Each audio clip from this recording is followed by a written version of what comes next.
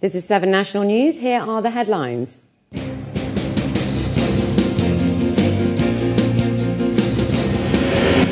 President of the UAE releases 391 inmates. Largest healthcare exhibition commences. And low-cost carriers driving economic growth.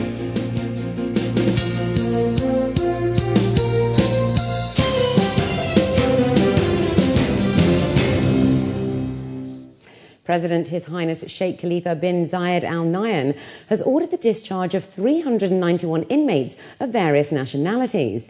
In addition, His Highness has pledged to settle their debts and financial obligations. The prisoners were serving various jail terms according to the court rulings issued in their cases. The release of prisoners, who are a mix of citizens and expatriates, comes as a part of the President's eagerness to give the pardoned inmates an opportunity to start a new life and reduce the burden of their families. The largest healthcare exhibition in the Middle East began today in Dubai, with the official opening led by His Highness Sheikh Hamdan bin Rashid Al Maktoum. Now in its 36th year, the Arab Health Exhibition and Congress is the second largest in the world and will be providing a platform for world-leading manufacturers, wholesalers and distributors to meet the medical and scientific community from the Middle East and around the world. The event will run until the 27th of January and is showcasing over 2,700 exhibitors from 60 countries. Abu Dhabi Airports Company, the operator of the capital's 5 airports, has announced its Emiratisation targets for the year ahead. The company plans to have 30% of its workforce comprising of Emiratis by December 2011. ADAC's Human Resources Department has prepared a number of strategies and tactics to achieve the targets and fill key roles across their growing airports. In addition to this, the ADAC is also in the process of redesigning the careers portal on its website. According to airline statistics, aviation companies in the Middle East witnessed around 20% growth in the first half of 2010. This is significantly higher than other aviation firms across the globe.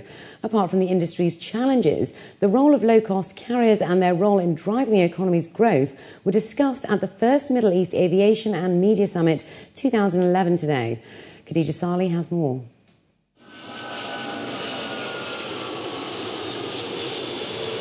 Some 42 million passengers annually come through GCC and UAE airports, making these facilities among the busiest in the world.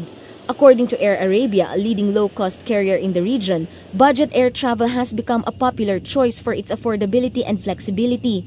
Industry leaders added there's still great potential left untapped, particularly in low-cost airlines. The major challenge is going to be human factor, and I said that we got to develop our own pilots, we got to develop our own engineer. It's an opportunities for our younger people that looking for good opportunities, and these jobs are very high-level jobs and well-paid. With 339 million people living in the region, experts say the possibilities are endless. Last year, Arab aviation saw a 34% increase.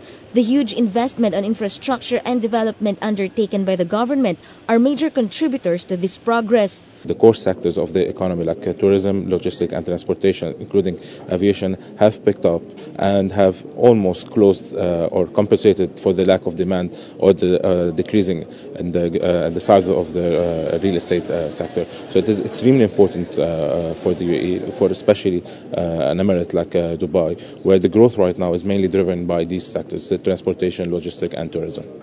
The Middle East region still considered relatively young in the industry. Nevertheless, companies look at it as a long-term investment. Airbus historically to date has sold close to 900 aircraft in the region. Our backlog is sitting, I think, somewhere around about, say, 500 aircraft or so. The airlines clearly have appetite and demand to fly those aircraft. Yes, the industry went through a difficult patch during 2008, 2009. But the Middle East didn't suffer as much. I mean, some regions of the world went into negative growth. Basically, they shrunk. But the Middle East never actually hit negative growth. In addition to cultivating the human factor as well as the infrastructure, industry experts say having an open skies policy would drive in more business as much as it would bring competition. According to them, it could only mean greater benefits for customers. If there's a willingness, there's an ability to sit down together and to look closely at how they can integrate all their airlines together and perhaps grow together as a region, which would mean a lot to the success of the aviation industry in this part of the world. Experts say while it is still a bit early to say we are completely out of the woods, the aviation industry has seen the region through tough times. Khadija Sali, 7 National News.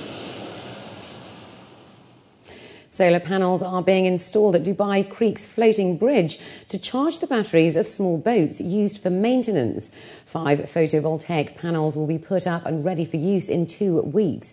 These panels will need to be maintained on a regular basis to perform efficiently. Experts predict that the panels can later be used to charge bigger passenger boats and even cars.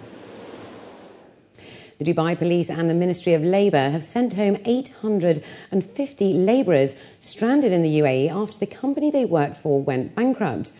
Dubai Police have confirmed that the company went bankrupt after one of the managers stole an undisclosed amount of money. After resolving the matter, the remaining managers purchased plane tickets for labourers who were sent back to their home countries to avoid possible security concerns.